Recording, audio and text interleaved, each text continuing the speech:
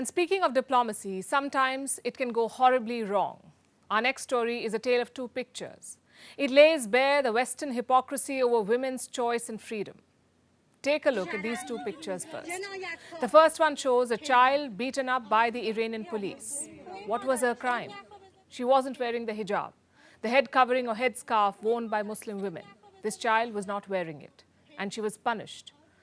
It looks shocking, but it's not the worst of it. Nearly 500 people have been killed for this. It's one of the most brutal crackdowns in modern-day history in Iran. The protest has been on since September last year. That's when Mahsa Amini was killed. She was 22 years old. She died in the custody of Iran's morality police. What was her crime? Not that she wasn't wearing a hijab, because she was. She was killed because she wasn't wearing it properly. Now let's talk about the second picture. Do you see the woman? She's Switzerland's envoy to Iran, Nadine Olivieri-Lausanne. She is wearing a long black veil covering her head and her whole body. It's called a chadar. The Swiss envoy wore the chadar while visiting the shrine, a shrine in the city of Qom, barely 100 kilometers from the capital, Tehran. The same Tehran which has been the epicenter of the anti-hijab protests. Why was she wearing the covering? Reports say she wanted to familiarize herself with Islamic culture and art and the architecture of the shrine. And this at a time when Iran is literally at war with its women. The regime's brutal crackdown on the anti-hijab protesters has left so many people blinded, wounded, and jailed, if not dead. So take a moment and try to understand the message such a picture sends, both to the authoritarian regime and to the protesters. And by the way, in our own country, Switzerland, face coverings are banned. You can be fined up to $1,000 if you violate it. And that is why this photo is the perfect example of hypocrisy. The West has condemned the crackdown in Iran. They've asked the Ibrahim Raisi government to stop the atrocities.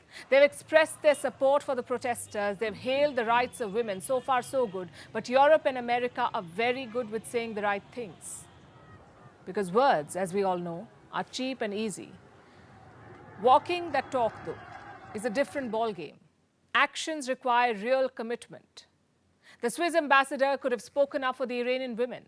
Instead, she allowed herself to be used as a propaganda tool by the Raisi regime. Soon after her visit, hardliners in the Iranian media hailed her.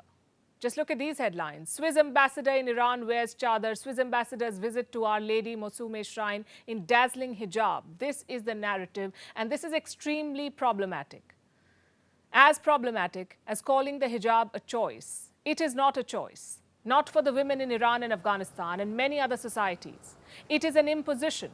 Calling it an individual expression, calling it a personal choice hurts them. It hurts their cause. It wasn't a choice for Mahsa Amini.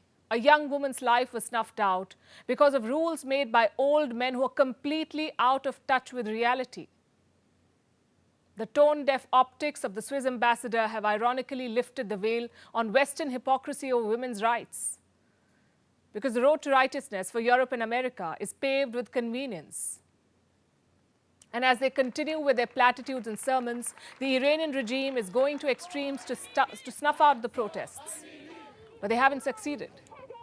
The protests continue to grow, led by women, school-going girls, and even men. It's a David versus Goliath battle, but one that Iranian women and girls are determined to fight.